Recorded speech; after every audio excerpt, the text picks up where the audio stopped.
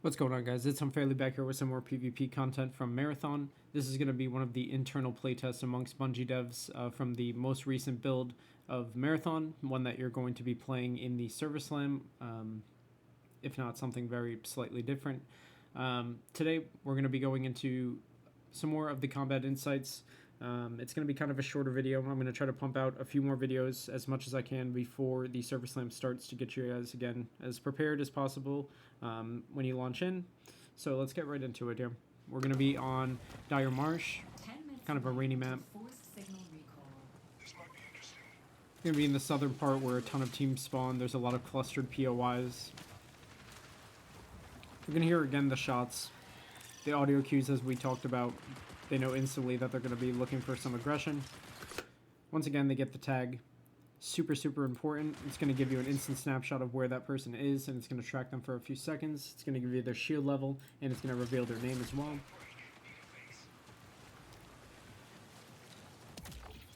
They're not going to be going straight into the POI. He's going to kind of be circling. And even if it allows you to, you can encircle the POI. Just kind of looking for this information, looking for tags, looking for picks. And then once you have like a statistically significant chance of winning the fight, like you get a down, big damage, then you can push in 100% green light. So they have a down, and he gets massive damage on someone. And you would have never saw that person if he just ran in.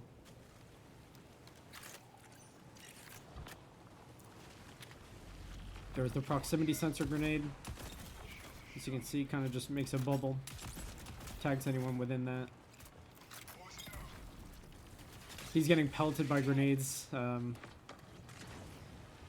kind of have a corrosive liquid. They splash on you. I love again. He gets cracked, instantly makes the decision to move over behind his first cover. Knows exactly where it is. He's going to make one of the big three decisions. Again, heal, use an ability, or retreat.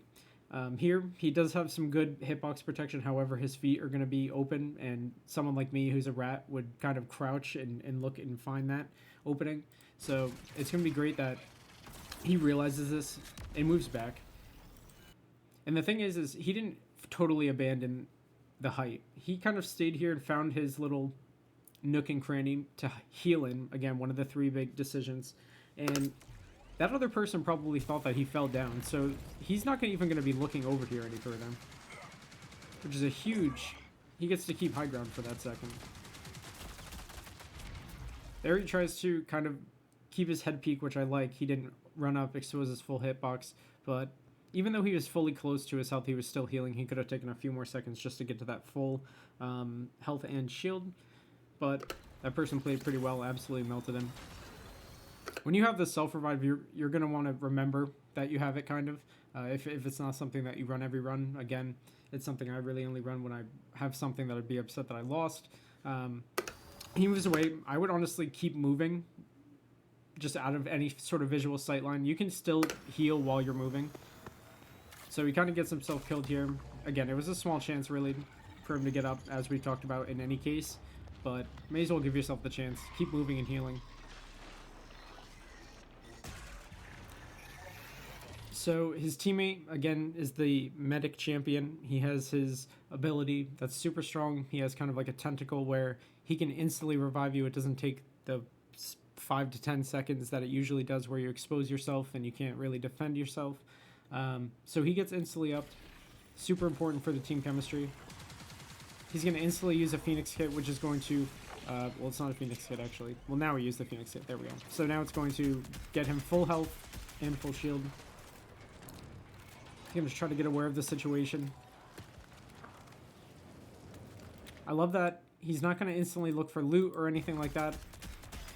When you have a kind of any sort of trio chemistry, you really want to just instantly designate who's doing what. So he's going to be healing, rezzing, and he's going to be looking out for the third person or any sort of missing in action people.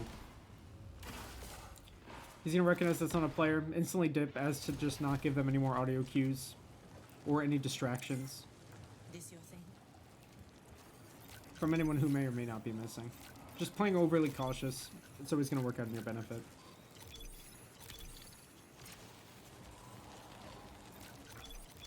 You can see all of the assorted loot.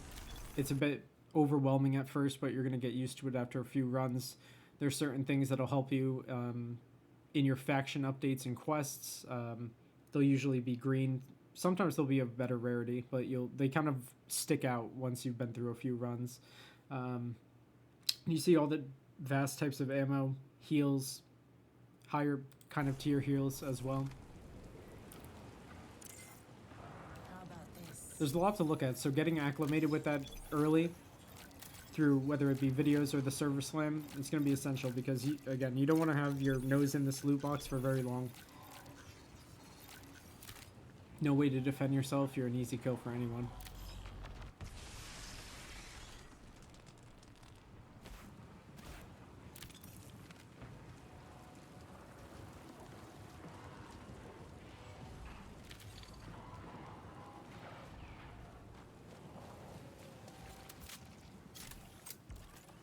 Yep, so the depleted patch kits and shield charges we talked about, those are the gray items that are kind of scattered around the map.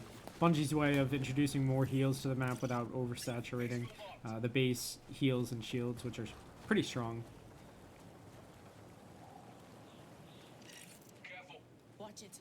I'm going to mark the stink plants, which I run into all the time, even though they really don't move, and then they spawn really in the same places. But if you go in the close proximity to them, they'll explode, and they'll give you the same corrosive kind of liquid that we saw in that grenade thrown before, and it ticks on your health for a long time, and the heals that you take afterward are going to give you less heals than they normally would and slower.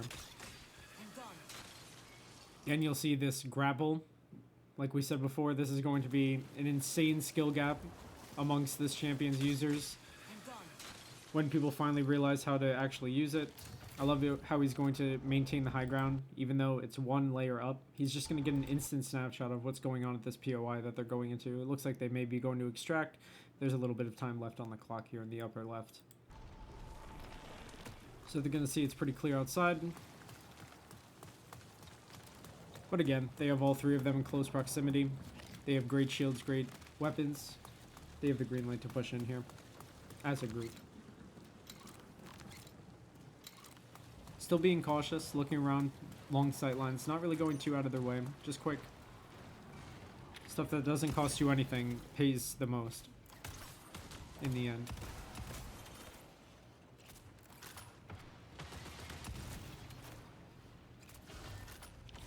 Again, now this is kind of crunch time here. They're about to extract.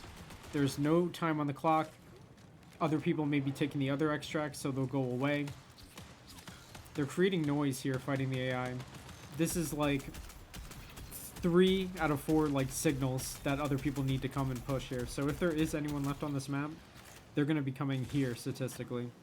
So again, anytime that you're trying to extract or doing an event that has the visual spectacularity of kind of the supply drops where it shoots a blue beam up into the air, you need to know that people are coming towards your location instantly.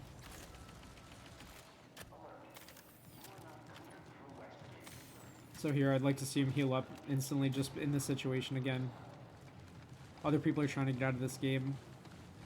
If you don't use one of the extracts, there's a final extract, but it has not so generous of a timer, and so you may not even make it there depending on where you are on the map when the clock hits 0.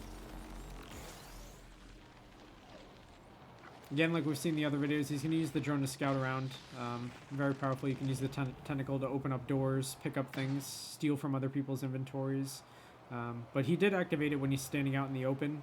That's a very, very easy kill if people were to come onto his trio. I would like him at least just to get into a corner, just to cover his hitbox at least. Hey, you'll see that you can't drive the drone really forever or out of bounds. Has a certain limit, but is very, very generous.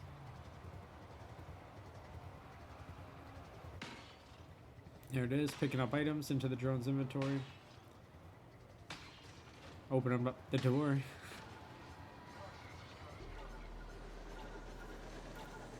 And he just transfers over to his teammates.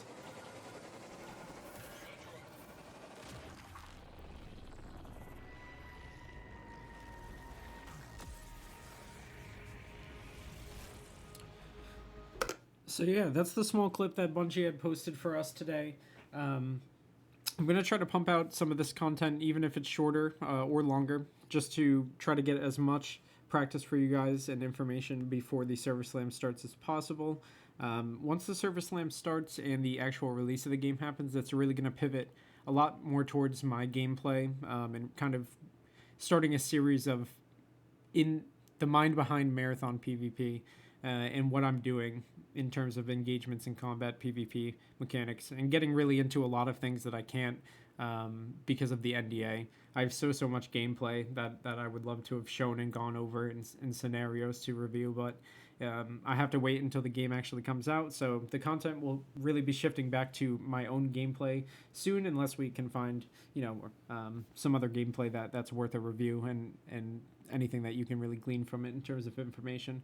But yeah, thank you guys again for your support so much. I can't wait to play with you guys this week. I can't actually believe that I'm saying that. But yeah, if you guys need to connect right before or during the Server Slam, we can drop in together. Hit me up on X. My name is Unfairly with 2 Ys, and I'm Unfairly in the Marathon Discord. Thank you guys again so much for your support. I really appreciate it more than you all know. Thank you again.